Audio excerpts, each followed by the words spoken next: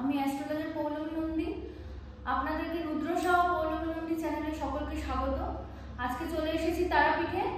তারাপীঠে আজকে যার সাথে রয়েছি তিনি এখানে বহু প্রাচীন এবং বংশ পরম্পরায় এই মন্দিরে পুজো করে আসছেন।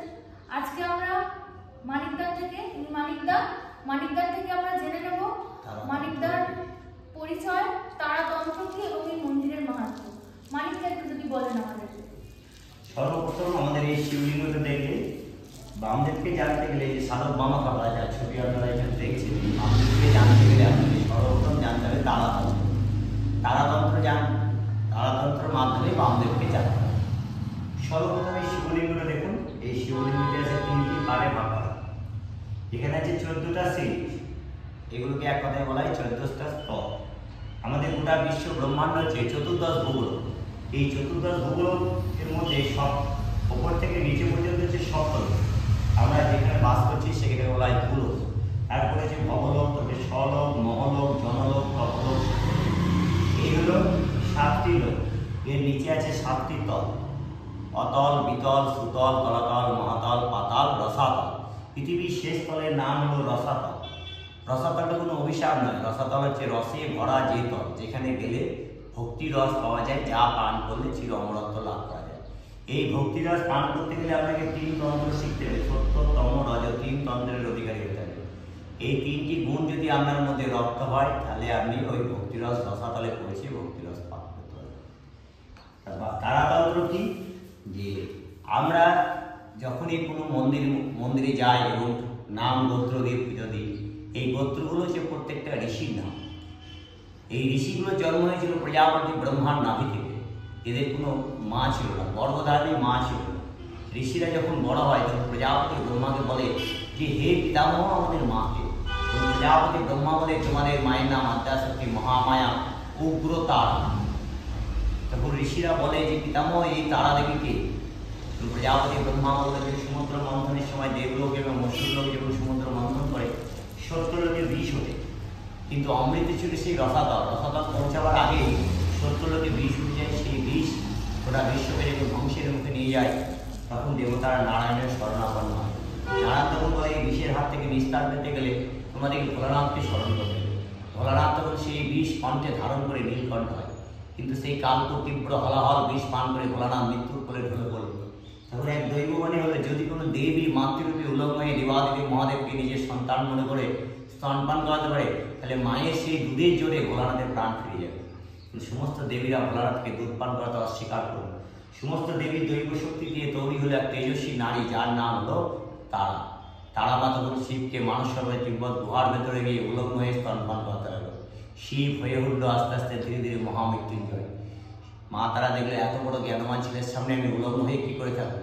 তখন মা তার লজ্জা নিবারণ করে গোটা দেহটাকে পাথরের শিলাখণ্ড করে দিল। সেই ব্রহ্মশিলা পড়ে থাকলো মানস সরোবরে তিব্বত গুহার মধ্যে।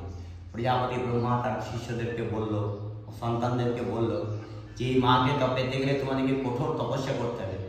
এদের মধ্যে মহামণি বশিষ্ঠদেব মাকে পাওয়ার সংকল্প নিয়ে গেল। প্রজাপতি ব্রহ্মাকে বলল যে হে পিতামহ আমাকে বলুন কোন পথে গেলে মা তারার মাতৃরূপ দর্শন পাবে। তখন প্রজাপতি ব্রহ্মা মহামণি বশিষ্ঠকে তারার যে 1 অক্ষরী বীজ আছে, যে বীজ প্রজাপতি ব্রহ্মা বশিষ্ঠকে প্রদান করলেন। বলে এই বীজ নিয়ে গিয়ে চীন দেশের ভগবান বুদ্ধরূপী জনার্দনের নিকটে যাও, সেখানে এই তারা বীজ সিদ্ধ করে তুমি মাতৃরূপ দর্শন পাও। মহামণি বশিষ্ঠ সেই তারা বীজ নিয়ে চীন দেশের ভগবান জনার্দনের কাছে গিয়ে দেখা করে। সেখানে চীনার মন্দিরে সেই তারা বীজ সিদ্ধ করে মহামণি বশিষ্ঠকে জনার্দন বুদ্ধ ওই ব্রহ্মশিলাটা খুলে দেয়। বলে এই শিলা নিয়ে গিয়ে বীরভূম জেলা দ্বারকা নদীর ঈশান কোণে শ্বেত শিমুল বৃক্ষের তলে মাকে প্রতিষ্ঠা করে তুমি তপস্যা করো, মাতৃরূপ দর্শন করো। মহামণি বশিষ্ঠ জনার্দন বুদ্ধের কথা মতো সেই ব্রহ্মশিলা মাথায় করে তুলে এনে তারাপীঠ মহাশ্মশানে শ্বেত শিমুল বৃক্ষের তলায় এনে প্রতিষ্ঠা করল। সেখানে পঞ্চমকার তপস্যার পর মাতৃরূপ দর্শন পেল। মহামণি বশিষ্ঠ মাকে প্রশ্ন করে যে মা তুমি যে আমাকে দর্শন দিলে, লোকে তো বিশ্বাস করবে না, তার কি প্রমাণ আছে? আদ্যাশক্তি মহামায়া তারা বলে আমি যে মাটিতে পা রেখেছি সেইটাই দেখ পাথরের পদচিহ্ন হয়ে উঠেছে, যেটা আমাদের তারাপীঠ মহাশ্মশানে পাতপদ্ম নামে পরিচিত। সিঁড়ি বেয়ে নেমেছে যেখানে আলতা সিঁদুর গোলাপ জল ঢালে। এই জন্য তারাপীঠে আমাদের বেশিরভাগই দেবেন মায়ের চরণের পুজো হয়। নির্দিষ্ট কোনো মূর্তি পূজা হয় না, শুধু মায়েরই পূজা হয়। কারণ মা ওই মাটিতে পা রেখে মহামণি বশিষ্ঠকে দর্শন দিয়েছে। মহামণি বশিষ্ঠ আস্তে আস্তে মৃত্যুর বয়স যখন হয়ে এলো, মৃত্যুর কোলে যখন ঢলে পড়লো, মহামণি বশিষ্ঠ আস্তে আস্তে মহামায়া তারাকে বলছে, মা এবার তো আমি চলে যাবো, তাহলে কে তোমাকে দেখাশোনা করবে? তখন বললো, আমার দুধে ঋণ চুকাতে স্বয়ং নীলকণ্ঠ ভৈরব। ফাল্গুন মাসে শিব চতুর্দশী বামা পহরে কৃষ্ণ অষ্টমী শুক্লা চতুর্দশীতে সর্বানন্দ চট্টোপাধ্যায়ের ছোট্ট কুটিরে রাজকুমারী জঠরে 8 লাগামে জন্মগ্রহণ করেছে। এই ফাল্গুন মাসে শিব চতুর্দশী স্বয়ং নীলকণ্ঠ ভৈরব বামদেব নামে জন্মগ্রহণ করলো সর্বানন্দাচার্যের ছোট্ট কুটিরে রাজকুমারী জঠরে। এই সেই 8 লাগাম এই বামদেবের ভিটে। এই ভিটের পুরোটাই হচ্ছে 26 কাঠা ভিটে। এই ভিটের মধ্যে বামদেব জন্মেছিলেন, ভিটের মধ্যে বামদেবের ঘর বাড়ি ছিল। সেসব অনেক পুরনো দিনের কথা। বামদেবের জন্ম বৃত্তান্ত শুধুমাত্র ওর মা বাবাই জানতো, কিন্তু ওর মা বাবা যখন বামদেবের মা বাবা বেঁচে ছিল তখন বামদেব বড় সাধক হয়ে উঠতে পারেনি। তাতে বামদেবের বাবা তখন বামদেবের জন্মস্থান বা জন্ম বাড়ি কোথায় জন্মেছিল, কোনখানে বাড়ি ছিল, সেগুলো জানার জন্য কোনো লোক আগ্রহ ছিল না। পরবর্তী ক্ষেত্রে বামদেবের বাবা মা যখন মারা যায়, বামদেব যখন পূর্ণ সাধক হয়ে ওঠে, তখন মানুষ ছুটে আসে বামদেবের জন্মস্থান থেকে। সঠিকভাবে বলার মতো তো কেউ নাই। তবে এই ভিটেটা যে পূর্ণ ভিটে, এই ভিটের মধ্যেই বামদেব জন্মেছিলেন, এই ভিটের মধ্যেই বামদেব ছোটো থেকে বড় হয়েছিলেন। এই ভিটের মধ্যেই বামদেবের কোনো একটা জায়গায় করে ঘর ছিল। তবে পূর্ণ ভূমি হচ্ছে এই ভিটের মাটিটা, সাধক বামদেব।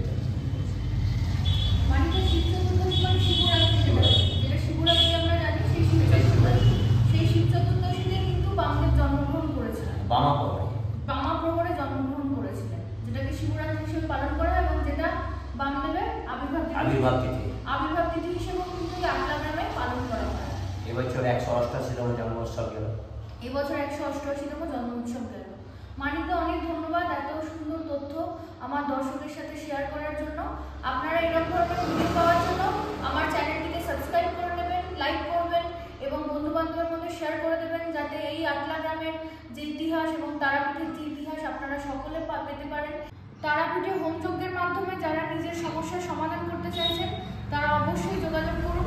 মানিকদা একটু বলে দিন কিভাবে।